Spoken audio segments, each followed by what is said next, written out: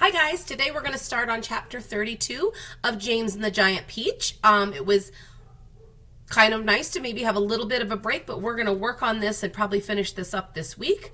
So today we're going to start on chapter 32 of James and the Giant Peach. And when we left off, they were trying to get away from the cloud men who were shooting snow. And they found it was in the nighttime, and then during the day they were throwing snow on them, and it was getting very cold. And it was overnight, and they all sat in silence, waiting for the sun as it came up slowly over the rim of a horizon for a new day. So they're on the peach. They are being pulled by, or held up in the air by hundreds of seagulls who are hooked to the peach by the silk strings from the silkworm and the spider. Chapter 32. And when the full daylight came at last, they all got on their feet and they stretched their poor cramped bodies. And then the centipede, who always seemed to see things first, shouted, "Look, there's land below." "He's right," they cried, running to the edge of the peach and peering over. "Hooray, hooray! It looks like streets and houses.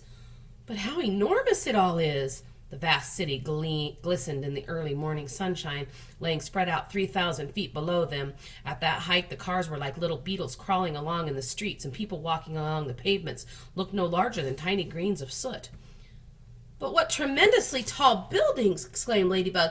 "I've never seen anything like them before in England. Which town do you think this is?" "It couldn't possibly be England," said the old green grasshopper. "Then where is it?" asked the spider. "You know what those buildings are?" shouted James, jumping up and down with excitement. "Those are skyscrapers, so this must be America. And that, my friends, means that we have crossed the Atlantic Ocean overnight." "You don't mean it," they cried. "It's not possible. It's incredible. It's unbelievable." "Oh, I've always dreamed of going to America," cried the centipede. "I had a friend once who—" "Be quiet," said the earthworm. "Who cares about your friends? The thing we need to think about is, how on earth are we going to get down to Earth?" asked James. "Ask James," said the ladybug. "I don't think that should be very difficult," James told them. "All we have to do is cut loose a few seagulls. Now, not too many, mind you, but just enough so that the others can't quite keep us in the air. And then we shall go down slowly and gently until we reach the ground.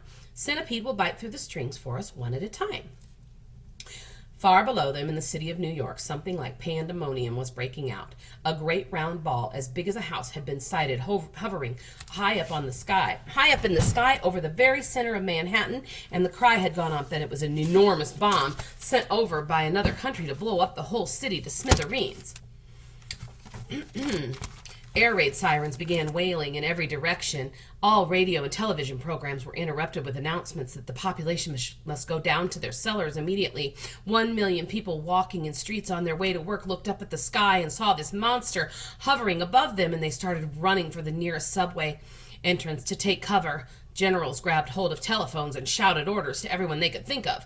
The mayor of New York called the president of the United States down in Washington, D.C., and asked him for help, and the president, who at that moment was having breakfast in his pajamas, quickly pushed away half his finished plate of sugar crisps, and he started pressing buttons right and left to summon his admirals and his generals. And all the way across the vast stretch of America, in all 50 states from Alaska to Florida, from Pennsylvania to Hawaii, the alarm was sounded, and the word went out that the biggest bomb in the history of the world was hovering over New York City, and that any moment it might go off. "Come on, Centipede, bite through the first string," James ordered. The centipede took one silk string between his teeth and bit through it.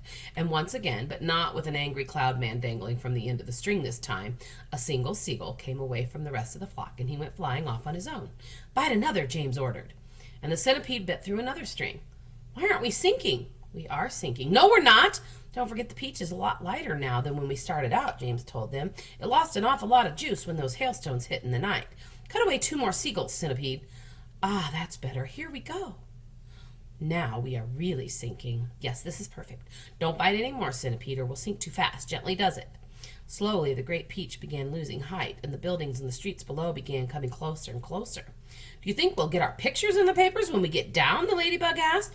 "My goodness, I've forgotten to polish my boots," said the centipede. "Everyone must help me polish my boots before we arrive." "Oh, for heaven's sake," said the earthworm. "Can't you ever stop thinking about—" But he never finished his sentence, for suddenly, whoosh, They looked up and saw a huge 4-engine airplane coming, shooting out of a nearby cloud and go whizzing past them, not more than 20 feet over their heads. This was actually the regular early morning passenger plane coming from New York to Chicago. And as it went by, it sliced right through every single one of those silken strings, and immediately the seagulls all broke away, and the enormous peach, having nothing to hold it up in the air any longer, went tumbling down toward the earth like a lump of lead. "Help!" cried the centipede. "Save us!" cried Miss Spider. "We are lost!" cried the ladybug. "This is the end!" cried the old green grasshopper. "James!" cried the earthworm. "Do something, James! Quickly, do something!" "I can't," cried James. "I'm sorry. Goodbye. Shut your eyes, everybody. It won't be long now." Round and upside down went the peach as it plummeted toward the earth, and they were all clinging desperately to the stem to save themselves from being flung into space. Faster and faster it fell, down and down and down, racing closer and closer to the houses and the streets below, where it was surely smashed into a million pieces when it hit. And all the way along Fifth Avenue and Madison Avenue, all the other streets in the city, people who had not yet reached the underground shelters looked up and they saw it coming. And they stopped running, and they stood there staring in a sort of stupor at what they thought was the biggest bomb in the world falling out of the sky and onto their heads. A few women screamed, others knelt down on the sidewalk and began praying aloud. Strong men turned to one another and said things like, "I guess this is it, Joe," and "Goodbye, everybody, goodbye." And for the next 30 seconds, the whole city held its breath, waiting for the end to come. "Goodbye, ladybug," cried James, clinging to the stem of the falling peach. "Goodbye, centipede. Goodbye, everybody." There were only a few seconds to go now, and it looked as though they were going to fall right in among the tallest buildings, and James could see the skyscrapers rushing to meet them in the most powerful, awful speed, and most of them had square, flat tops, but the very tallest of them had a top that was tapered off to a long, sharp point, like an enormous silver needle sticking up into the sky. And it was precisely on the top of this needle that the peach fell. Now, I don't know if you know what this building is, but it is actually the Empire State Building that is in New York City. There was a squelch, and the needle went in deep, and suddenly there was a giant peach caught and spiked upon the very pinnacle of the Empire State Building. It was really an amazing sight, and in 2 or 3 minutes, as the people below realized this now couldn't possibly be a bomb, they came pouring out of the shelters and subways to gape at the marvel. The streets for half a mile around the building were jammed with men and women, and then word spread, and there were actually living things moving about on top of the great round ball, and everyone went wild with excitement. "It's a flying saucer," they shouted. "They're from outer space. They are men from Mars, or maybe they came from the moon." And a man who had a pair of binoculars put them to his eyes and said, "They look pretty peculiar to me, I'll tell you that." Police cars and fire engines came screaming in from all over the city and pulled up outside the Empire State Building. 200 firemen and 600 policemen swarmed into the building and went up the elevators as high as they could, and then they poured out onto the observation roof, which is a place where tourists stand, just at the bottom of the really big spike. All of the policemen were holding their guns at the ready with their fingers on the triggers, and the firemen were clutching their hatchets. But from where they stood almost directly under the peach, they couldn't actually see the travelers up on top. "Ahoy there!" shouted the chief of police. "Come out and show yourselves!" Suddenly, the great brown head of the centipede appeared over the side of the peach. His black eyes looked as large and round as 2 marbles, and he glared down at the policemen and the firemen below, and then his monstrous, ugly face broke into a wide grin. The policemen and the firemen all started shouting at once. "Look out!" they cried. "It's a dragon!" "It's not a dragon. It's a wampus. It's a gorgon. It's a sea serpent. It's a proc. It's a manticore." 3 firemen and 5 policemen fainted and had to be carried away. "It's a schnozwanger!" cried the chief of police. "It's a wangdoodle!" yelled the head of the fire department. The centipede kept grinning. He seemed to be enjoying enormously the commotion that he was causing. "Now see here," shouted the chief of police, cupping his hands to his mouth. "You listen to me. I want you to tell me exactly where you've come from." "We've come from thousands of miles away," the centipede shouted back, grinning more broadly than ever and showing his brown teeth. "There you are," cried the chief of police. "I told you they came from Mars." "I guess you're right," said the head of the fire department. At this point, the old green grasshopper poked his huge green head over the side of the peach, along with centipedes, and 6 more big, strong firemen fainted when they saw him. "That one's an oink!" cried the head of the fire department. "I just know it's an oink." Or a cockatrice," yelled the chief of police. "Stand back, men. It may jump down on us at any moment." What on earth are they talking about? The old green grasshopper said to the centipede. Search me, said the centipede, but they seem to be an awful stew about something. Then Miss Spider's black, marvelous, murderous-looking head, which to a stranger was probably the most terrifying thing of all, appeared next to the grasshoppers. Snakes and ladders! Yelled the head of the fire department. We are finished now. It's a giant scorpula! It's worse than that, cried the chief of police. It's the venomous kind. Oh, it's a vermicious knid. Oh, just look at that vermicious, gruesome face. These are also in Charlie and the Great Glass Elevator. Is that the kind that eats fully grown men for breakfast? The head of the fire department asked, growing white as a sheet. I'm afraid it is, said the chief of police, answering. Oh, please, why doesn't someone help us get down from here? Miss Spider called out. It's making me giddy. This could be a trick, said the head of the fire department. Don't anyone make a move until I say. They've probably got space guns, muttered the chief of police. But we've got to do something, the head of the fire department announced grimly. About 5 million people are standing down there on the streets watching us. Well, then why don't you put up the ladder, the chief of police asked him. I'll stand at the bottom and hold it steady for you while you go up and see what's happening. Thanks very much, snapped the head of the fire department. Soon there were no less than 7 large, fantastic faces peering down over the side of the peach.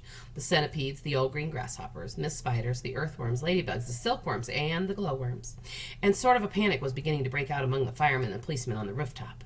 Then all at once the panic stopped, and a great gasp of astonishment went up all around, for now a small boy was seen to be standing up there beside the other creatures. His hair was blowing in and out of the wind, and he was laughing and waving, calling out, Hello, everybody, hello! For a few moments, the men below just stood and stared and gaped. They simply couldn't believe their eyes. Bless my soul, cried the head of the fire department, going red in the face. It really is a little boy, isn't it? Don't be frightened of us, please, James called out. We are so glad to be here. What about those others beside you? Shouted the chief of police. Are any of them dangerous? Oh, of course they're not dangerous, James answered. They're the nicest creatures in the world. Allow me to introduce them to you one by one, and then I'm sure you'll believe me. My friend, this is the centipede, and let me make it known. He is so sweet and gentle that, although he's overgrown, the Queen of Spain again and again has summoned him by phone to babysit and sing and knit and be a chaperone, when nurse is off and the royal children are all alone. Small wonder, said the fireman, they're no longer on the throne. The earthworm, on the other hand, said James, beginning to expand, is great for digging up the land and making old soils newer. Moreover, you should understand he would be absolutely grand for digging subway tunnels and for making you a sewer. The earthworm blushed and beamed with pride. Miss Spider clapped and cheered and cried. Could any words be truer? And the grasshopper, ladies and gents, is a boon in millions and millions of ways. You have only to ask him to give you a tune, and he plays and he plays and he plays. It's a toy for your children. As a toy for your children, he's perfectly sweet. There's nothing so good in the shops. You've only to tickle the soles of his feet, and he hops and he hops and he hops. He can't be very fierce, exclaimed the head of all the cops. And now, without an excuse, I'd like to introduce this charming glowworm lover of simplicity. She's easy to install on your ceiling or on your wall. And although this smacks a bit eccentricity, it's really rather clever. For thereafter you will never have the slightest need for electricity, at which no less than 52 policemen cried, if this is true, that creature will get some famous publicity. And here we have Miss Spider with a mile of thread and cider, who has personally requested me to say that she's never met Miss Muffet or her charming little tuffet.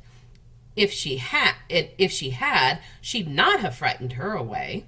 Should her looks sometimes alarm you, then I don't think that it would harm you to repeat at least 100 times a day. I must never kill a spider. I must only help to guide her and invite her in the nursery to play. The police all nodded slightly, and the firemen smiled politely, and about a dozen people cried, Hooray!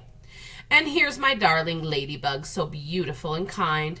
My greatest comfort since this trip began. She has 400 children, and she's left them all behind. But they're coming in the next peach if they can. The cops cried, she's entrancing. The firemen started dancing, and the crowds all started cheering to a man. Okay.